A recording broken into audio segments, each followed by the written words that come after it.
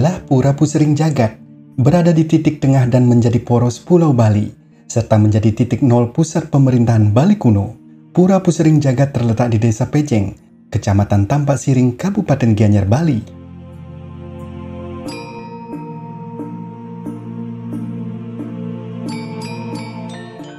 Konon kata Pejeng berasal dari kata pajeng atau payung, artinya dari tempat inilah para raja Bali kuno memayungi rakyat Bali. Kata Pejeng juga disebut berasal dari kata pajang, yang dalam bahasa Jawa kuno berarti sinar. Dari tempat inilah bersumber sinar suci menerangi dan memberi kekuatan kepada rakyat Bali.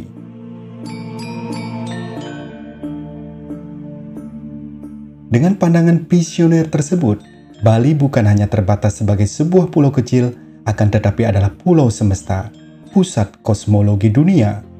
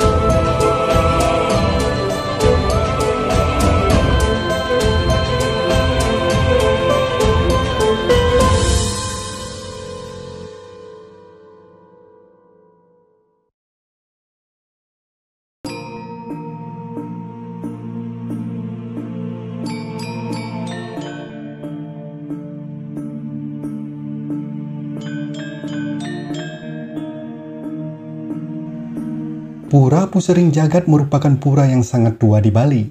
Pura ini termasuk satu dari 6 pura kayangan jagat yang berposisi di tengah-tengah.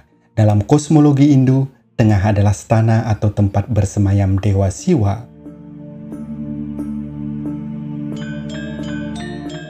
Dalam Lontar Kusuma Dewa, Pura Pusering Jagat dinyatakan sebagai tempat pemujaan Batara Amangkurat. Batara Amangkurat adalah dewa penuntun bagi pemangku kekuasaan dalam menata kehidupan rakyat. Maka tidak heran beberapa pejabat di Bali yang paham hal ini menjadikan Pura Pusering Jagat sebagai pura yang harus dipuja.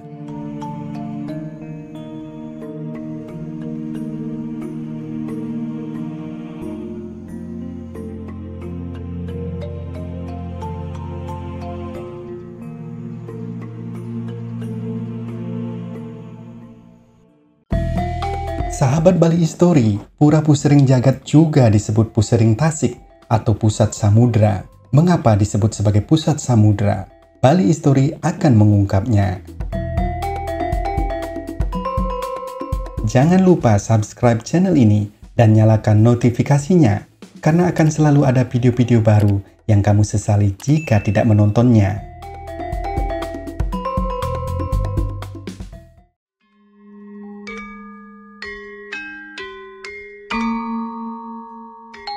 Seorang peneliti kebudayaan Bali, Dr. Ergoris, mengungkapkan bahwa pada umumnya sebuah kerajaan memiliki 3 buah tempat suci, yaitu Pura Penataran, Pura Gunung, dan Pura Segara. Melalui hasil penelitian, Goris menyatakan, pada zaman kerajaan Bali kuno, Pura Penataran Sasih menjadi pura palemahan kerajaan, Pura Bukit Penulisan sebagai Pura Gunung, dan Pura Pusering Tasik atau Pusering Jagat sebagai Pura Segara. Masyarakat Pejeng juga menyebut pura ini sebagai Pura Kelod. Bagi warga, Kelod berarti selatan, ke arah laut, yang mengingatkan kita pada cerita Adi Parwa.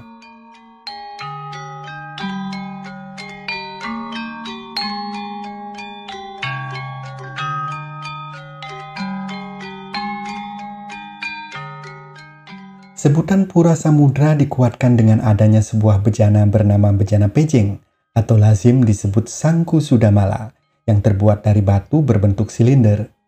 Sangku berarti tempat air suci, Suda berarti menghilangkan, dan Mala kekotoran. Jadi Sangku Sudamala adalah tempat menyimpan air suci yang mampu menghilangkan penyakit atau kekotoran.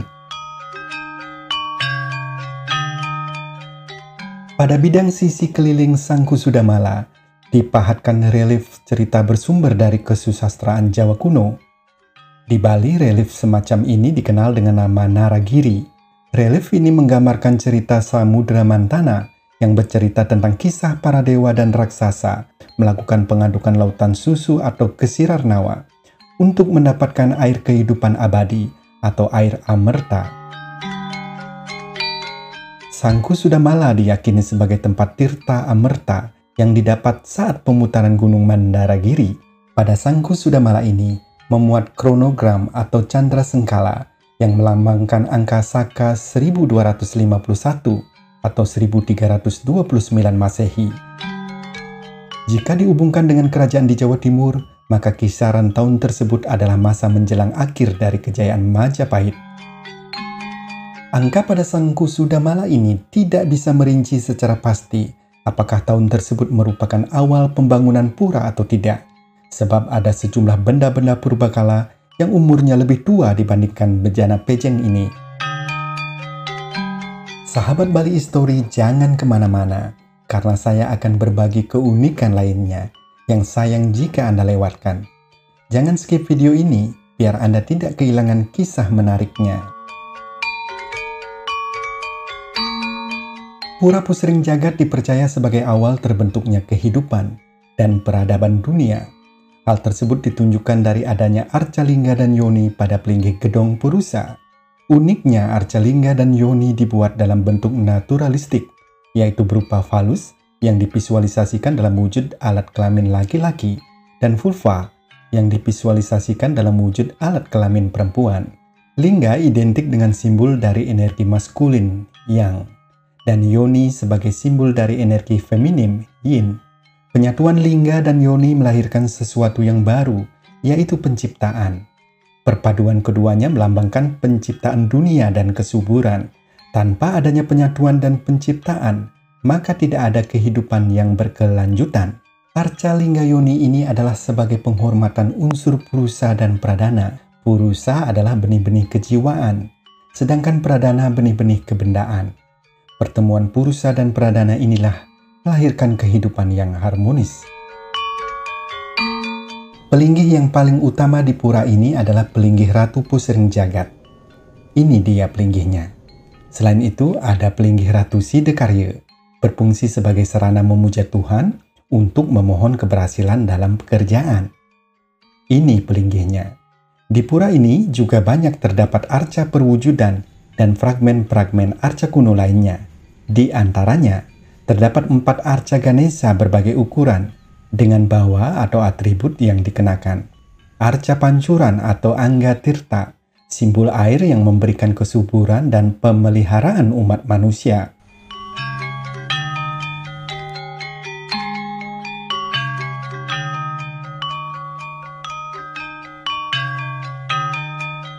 Terdapat pula 2 buah arca Caturkaya, yaitu arca yang memiliki 4 buah wajah dalam satu wujud, atau dikenal dengan catur muka, sebagai simbol pemujaan terhadap Dewa Brahma. Selain itu juga terdapat arca Durga Mahisasura Mardini dan arca Penjaga sebagai simbol pemujaan oleh Bhairawa Tantra. Dengan peninggalan arca-arca tersebut, Pura Pusring Jagat adalah pura untuk stana Dewa Siwa.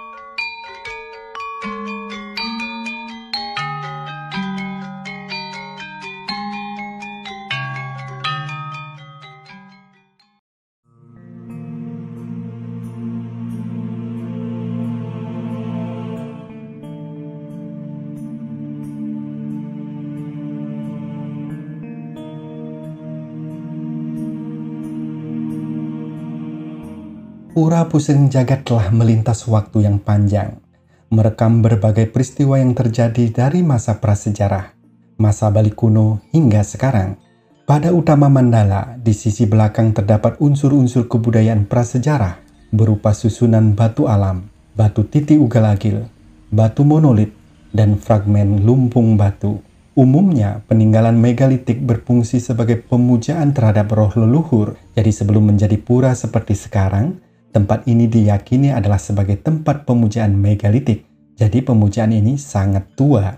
Keunikan berikutnya, di utama mandala terdapat sebuah kolam tanpa air yang disebut Telaga Maya. Cerita masyarakat setempat merupakan sebuah telaga dalam dunia niskala. Telaga ini terletak di bagian belakang pelinggih-pelinggih sisi timur.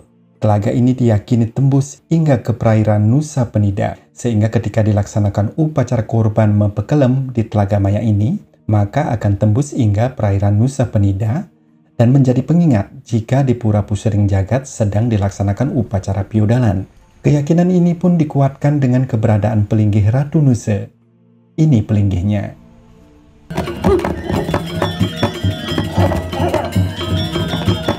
Mempekelem di pura ini dilangsungkan setiap piudalan. Pada ritual ini diaturkan 2 ekor itik putih. Konon diceritakan, usai diupacarai ketika 2 itik dilepas di areal Telaga Maya, akan sangat jelas terlihat jika itik-itik itu tampak seperti berenang di air. Bahkan itik-itik akan mengibas-ngibaskan sayapnya seperti kebasahan. Padahal areal Telaga Maya ini secara kasat mata tidak berisi air. Inilah yang membuat warga Pejeng yakin jika Telaga Maya benar-benar sebuah kolam yang penuh dengan air.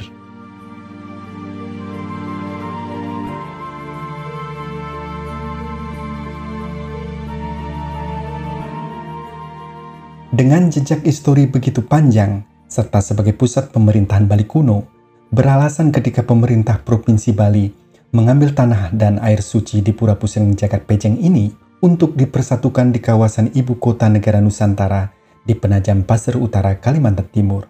Tanah dan air suci tersebut dibawa langsung Wakil Gubernur Bali, Cooko Arte Ardana Sukawati, pada acara prosesi penyatuan tanah dan air Nusantara di titik nol Ibu Kota Negara Nusantara 14 Maret 2022 yang langsung diserahkan kepada Presiden Republik Indonesia Joko Widodo. Dari titik nol Bali kuno untuk titik nol Nusantara.